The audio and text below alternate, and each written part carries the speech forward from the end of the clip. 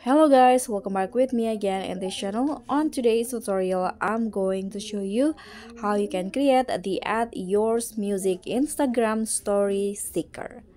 So you can start by open the Instagram apps and then add your story and choose a photo as the background like this. You can select any photo and click on the sticker icon at the top. Then here select the Add Yours Music options.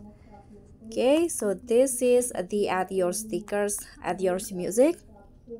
So anyone can add music into this template, and anyone can see the content included in the background when they add to your template like this. Click on the add music and select the music that you want to use. For example, I'm going to use this music and it will be added just like that. You can adjust the position of the stickers to where you want, and after that upload it to your story. And that's all for me. Thank you so much for watching. Don't forget to like, comment, and subscribe. Also click on the thanks. Bye.